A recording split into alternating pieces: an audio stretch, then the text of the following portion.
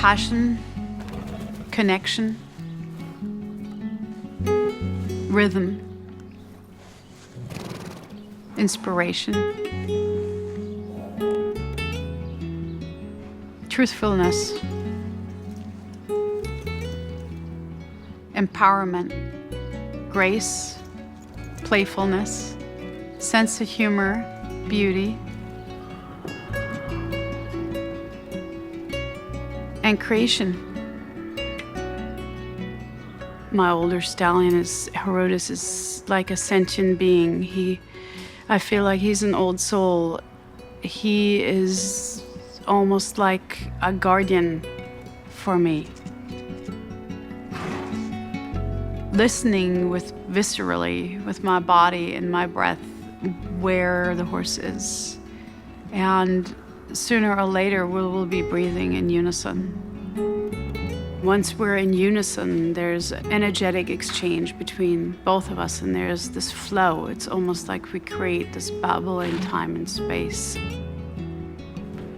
If anyone could experience the lightness, the beautiful movement when a horse gets to be your dance partner, and when the movement is a gift because they trust you. The movement bubbles up out of joy of the feeling of dancing together. Time and space, everything slows down. It's so beautiful and so grounding that when I wake up from that connection, when I leave him, I feel like I'm just waking up from this deep, floating dream.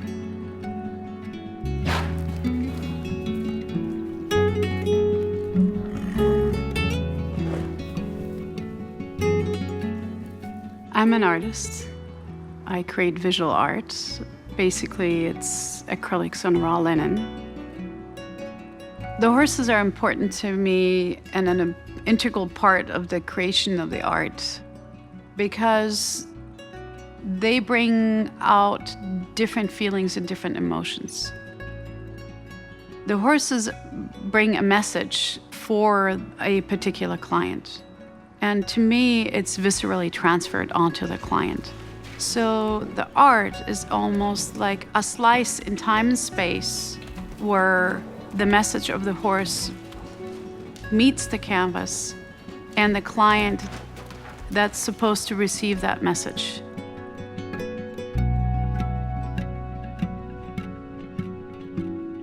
I meditate and I ask which horse that encountered me in my life while traveling all over the world, let's say Brazil or Spain or Portugal, Germany, France, England, Italy. I've photographed and encountered so many horses and so many personalities, and I just ask, I put it out there and ask,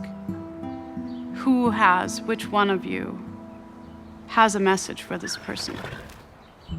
One horse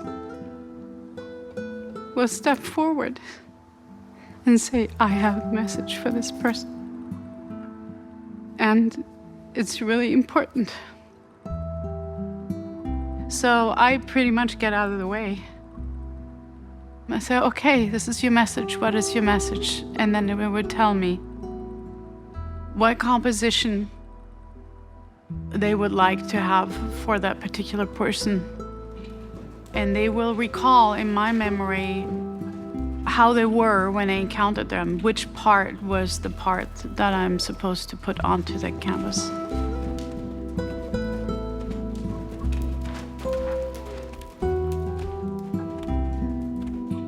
In the beginning, it's a leap of faith onto the canvas for the first sketch. There's this beautiful, perfect linen that's woven by monks in England.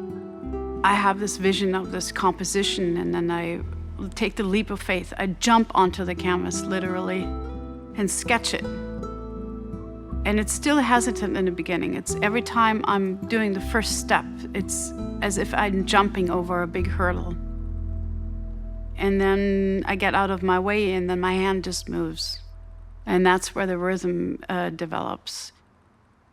The next layer is adding the paint, the acrylic on it. There's a rhythm of energy that goes from the horse onto the canvas, and it moves on throughout my day. When I'm riding, it's a path to the internal universe. And I hear more, I feel more, I see more, colors become more vivid. That intense sensory experience transfers to me onto when I put every layer down onto the linen, onto the canvas. It's every stroke, every layer that brings that feeling back. The textures and the layers are like life to me, because as we go through life, we add experiences one after another. And it's never just one color and one layer. No person is that, no animal is that, no nature is that. We're much more complex than that. We develop our beauty just like my pieces, layer by layer, time by time. And the end result is who we are. There is a residual energy that resides within the painting when it's finished. And it's an accumulation of every time I interact with the canvas. A painting has the opportunity to invite the viewer to dream. And that's why I blur the edges. That's why I don't seek perfection. I leave things open and unanswered. And the last layer actually will blur everything together. I love to invite the viewer to experience the different parts and steps of the process. So I'm not afraid of leaving some sketch lines open and some fields untouched, so that their eye can become part of the art because it fills in the gaps. And somehow they see something or they recognize something in the horse that they would like to connect to. Maybe it inspires them to finally step into their own power. Maybe the wild one inspires someone to break free again and to reconnect to the unencumbered freedom that one experiences as a child.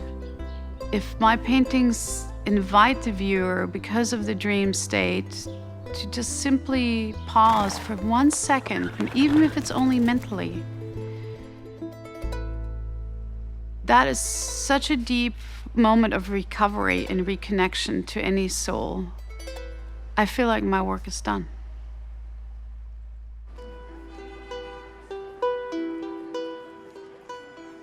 Connect. Be present. Slow down.